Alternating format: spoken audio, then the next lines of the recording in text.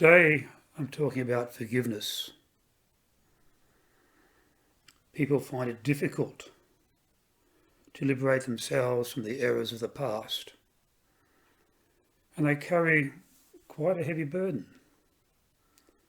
Burdens that they have created and want to try to find forgiveness for themselves, for the pain that they have caused. And how to be sure that they have truly been forgiven for perceived committed grievances. And how to look to find a way to forgive others that have created pain in their lives.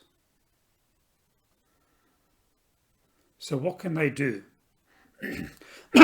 What can they do when they offer reconciliation to other people and receive no positive response?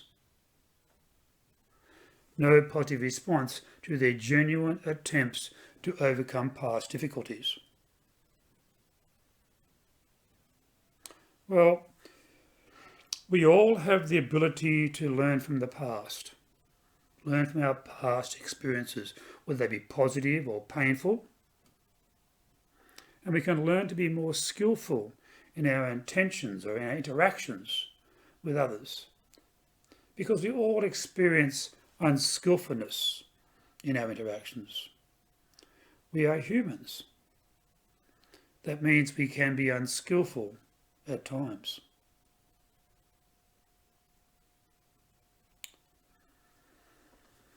The practice of mindfulness has the ability to transform the past.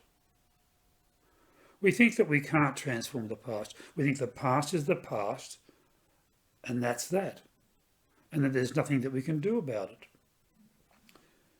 But this is not entirely accurate, not entirely true.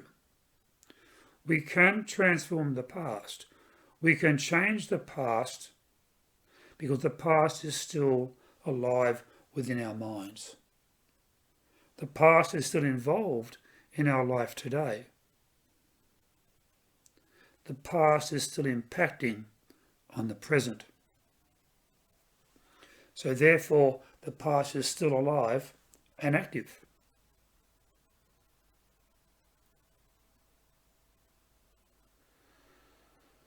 Take, for example, maybe in the past you have said something unkind or unpleasant to an elderly family member, and now you have regrets about what you have said,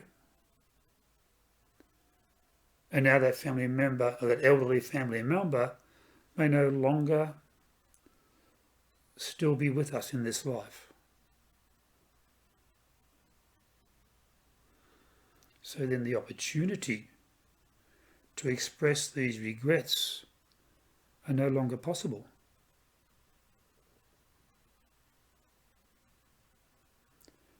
And now the emotional inexperience of your youth has followed you through life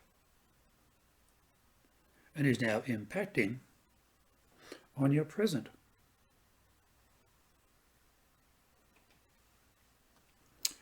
In the practice of mindfulness, as you breathe in and out, you become to understand that your elderly relative is still alive within your memory, is still alive in every cell of your body. And your elderly family member will continue to be that loving relative to you.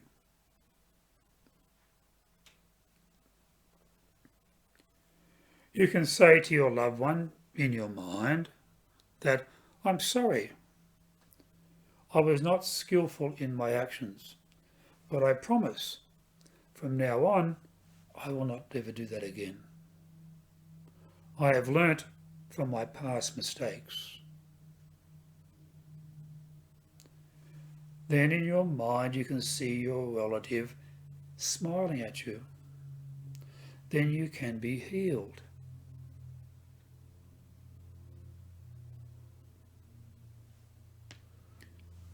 So it is possible to transform the past.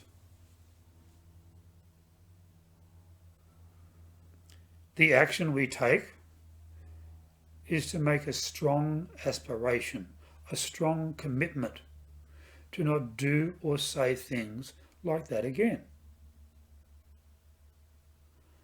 Having the right aspiration is one of the steps on the Eightfold Path of the Four Noble Truths.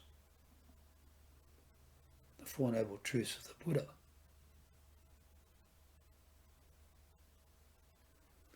This aspiration can become a powerful source of energy that has the ability to transform the past into the present. It can lift the burden from your shoulders and can return that touch of lightness to your life.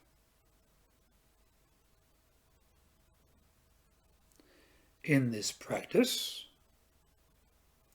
it is possible to heal and transform ourselves. We can liberate ourselves from the past. Liberate ourselves from the prison of the past. This is the practice of a genuine aspirational transformation. The outcome being transformation and healing within your life, and become a person of pleasantness, a person of compassion.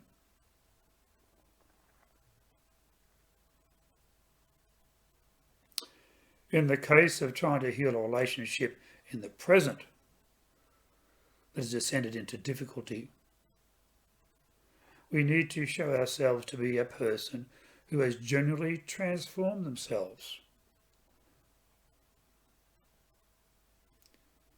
In relation to this situation, the healing that you have begun in yourself through mindful understanding and having a desire to reconnect through genuine reconciliation will begin to help the healing in another person. If this does not occur, and the healing within ourselves, the reconciliation personally within will have to suffice. And the knowledge of your true attempt should aid you in that sufficiency.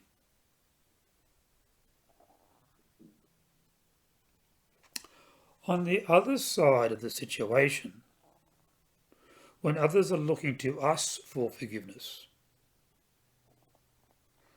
after we have received hurt, emotionally or psychologically or whatever, the way we find it within ourselves to initiate this forgiveness process is through having the understanding of the suffering of the other person.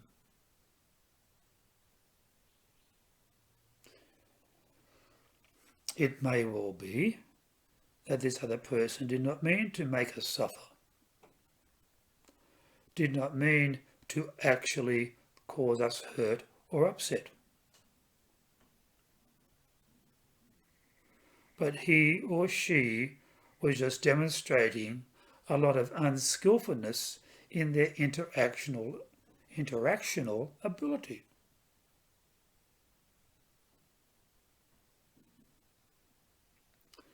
Often, if we have gained awareness to the suffering in life, understand and look to practice compassion and generosity, we can see that there is suffering in the other person who is looking to us to ask for forgiveness. We can see that they are having difficulty. We can see that they are having difficulty handling that suffering. We can see that they have become a victim of this suffering, a victim of their own suffering. and we have become a byproduct of this suffering by becoming victim number 2 or number 3 or maybe even number 4. With this understanding within us, it becomes much easier to practice forgiveness. Recognizing their suffering, then our practice of compassion aids us to forgive quite easily.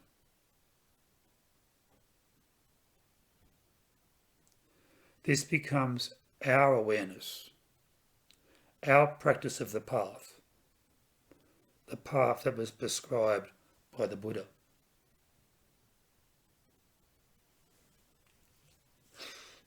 In the day-to-dayness of life, people tend to forget that their days are not limitless.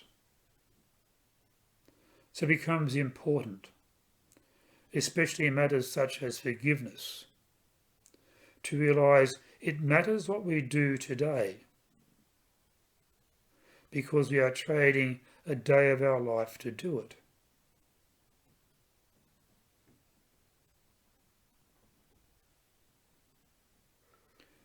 As we come to understand the practice of patience and tolerance, the practice of forgiveness, the practice of care and understanding for others, then through this gradual process of learning, we learn to be more present, more wise, more awake in what may seem to us to be simply an ordinary life. Thank you for listening today.